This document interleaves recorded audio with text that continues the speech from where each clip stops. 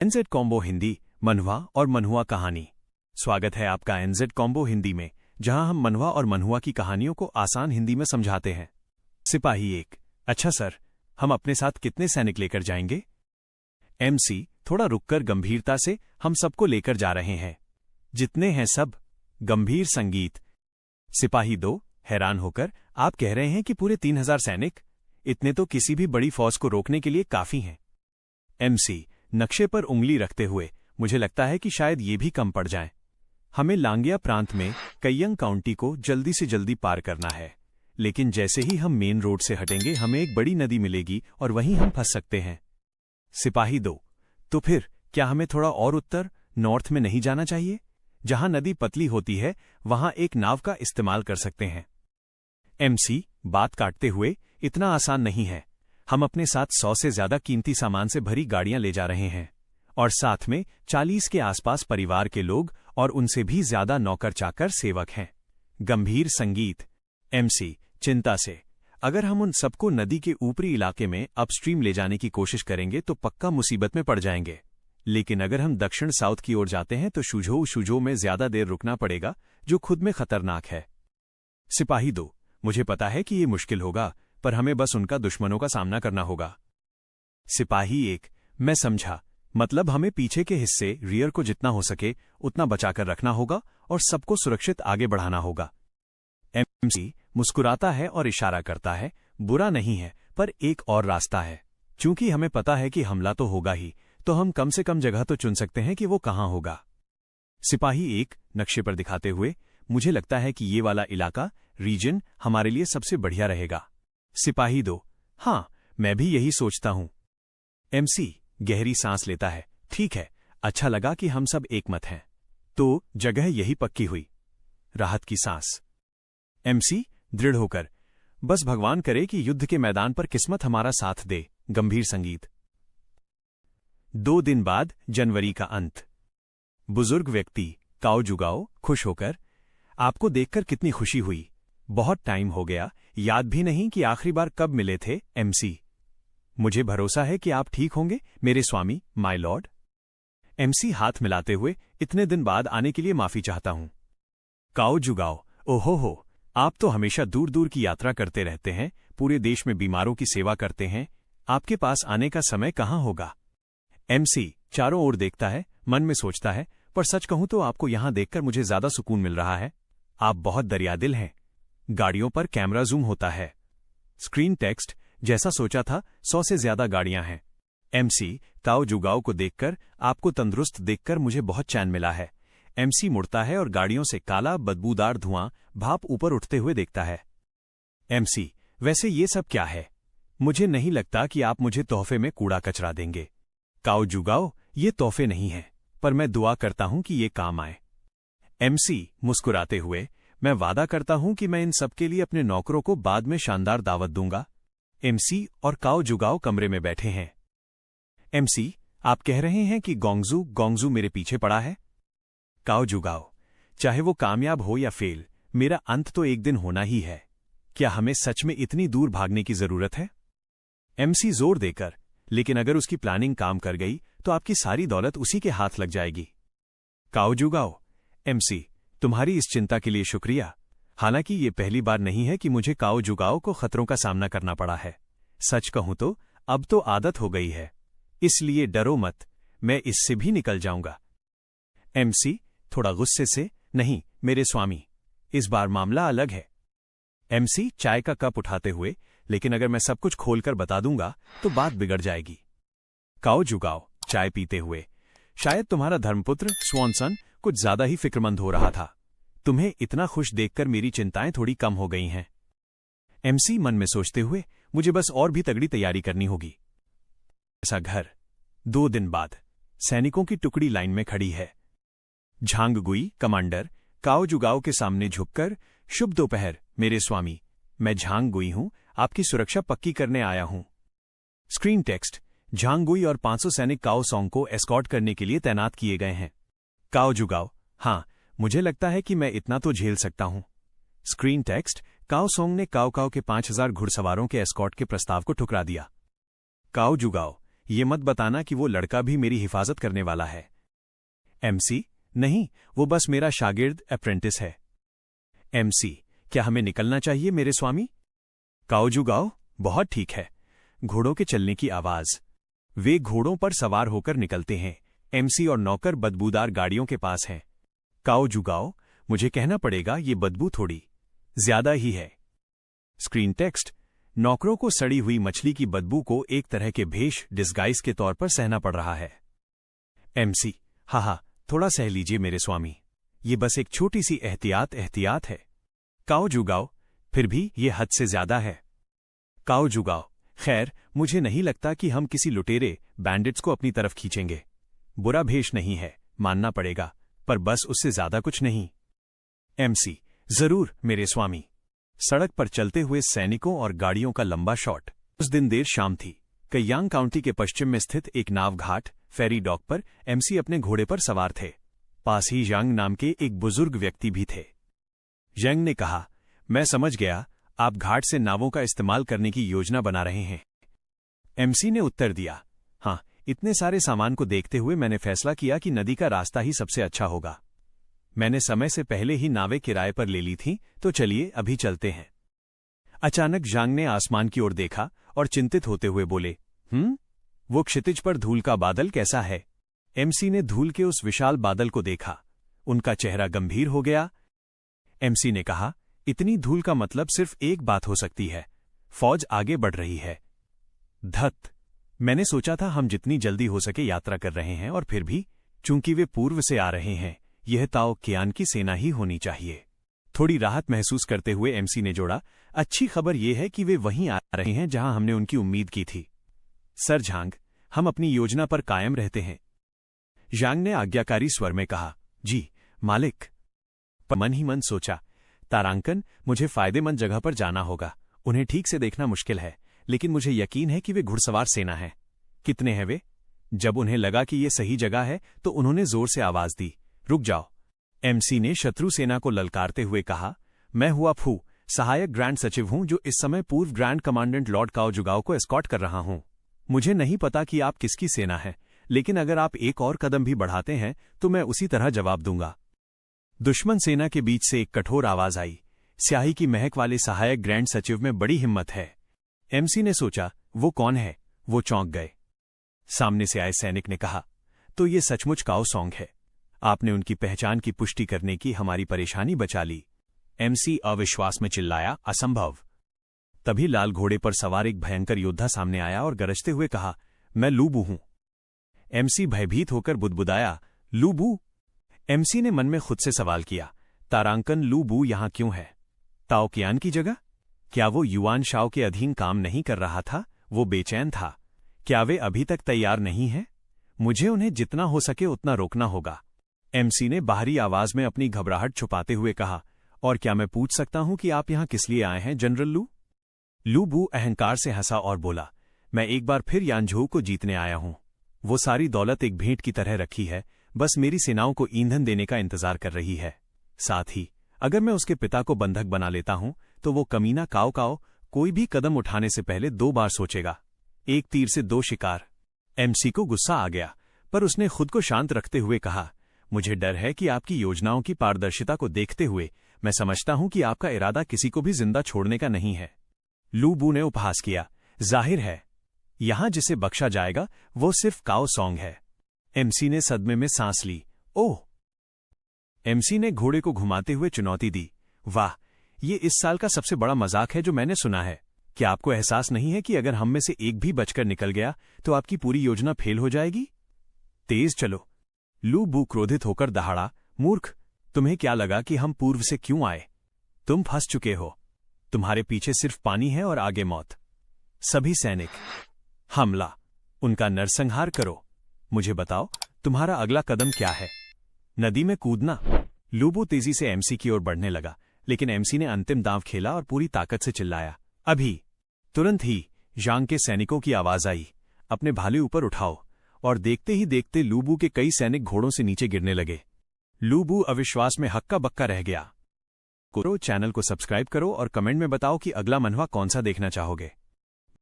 Episode की शुरुआत होती है एक जबरदस्त बैटलफील्ड से। साथ ही एक तेज आवाज गूंजती है, अपने भाले उठाओ, रेज योर स्पीयर्स। सैनिक अपने भाले ऊपर उठाते हैं, हवा में विश की आवाज गूंजती है।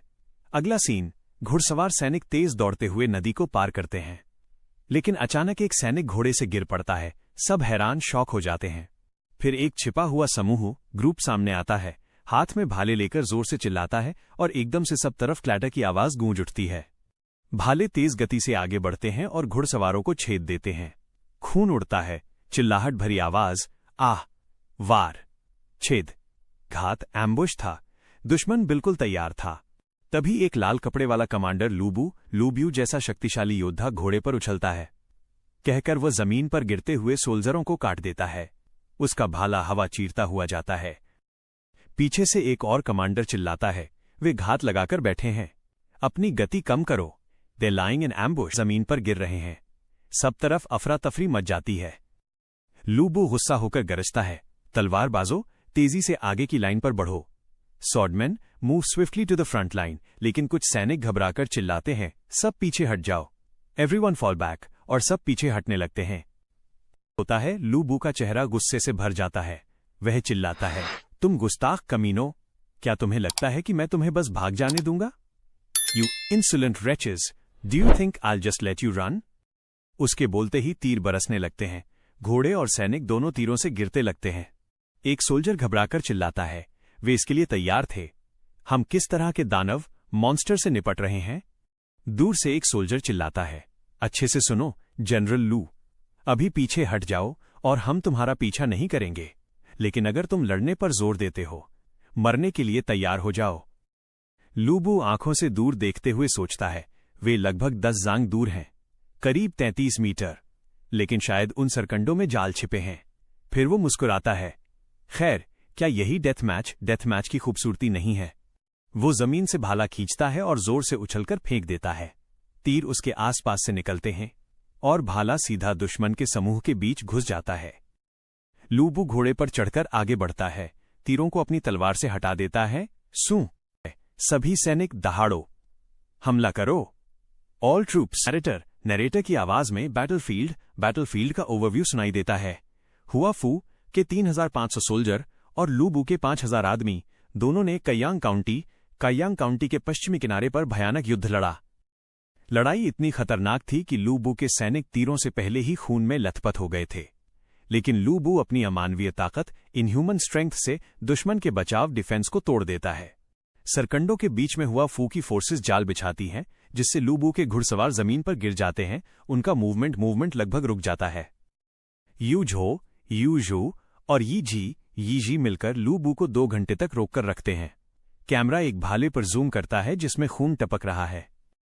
लूबू हंसकर कहता है, तुम दोनों मेरी उम्मीद से ज्यादा देर टिके। साफ है, तुम जितने दिखते हो उससे ज्यादा मजबूत हो। You two lasted longer than I expected. Clearly, you're tougher than you look. फिर प्रपोजल देता है, उस कमजोर विद्वान को छोड़कर मेरी सेवा क्यों नहीं करते? Why not leave that weak scholar behind and serve me instead? यूझो गुस्से में जवाब देता है, हाँ, तुम्हारे 3 बाप थे ना, शायद उनमें से एक तो तुझे मैनर्स सिखाता। इतने में तीसरा सोल्जर पीछे से आता है, माफ करना सर, मुझे पहले कमजोर दुश्मनों फॉर्डर से निपटना पड़ा। लूबू हल्की मुस्कान के साथ कहता है, खैर, लगता है आज मुझे काफी जिंदगियां खत्म करनी है। धुन कैमरा उसकी तेज आंखों पर जूम करता है। हाँ, 3 बापों ने पाला है तुझे, किसी एक ने भी तमीज नहीं सिखाई? वो सामने खड़े योद्धा को घूरते हुए बोला। हुआ टुओ, अगली बार किसी को मनाने से पहले उसका नाम तो सीख ले। लूबू हंसते हुए, हाँ, लगता है आज कई लोगों की जान लेनी पड़ेगी। हुआ टुओ भाला घुमाते हुए, मैं खगोलीय संकेत पढ़ता हूं और आज मेरी मौत नहीं लिखी। लूबू हथियार उठाते हुए, मेरी भाला कुछ और कहती है, चल देख लेते हैं कौन सही है।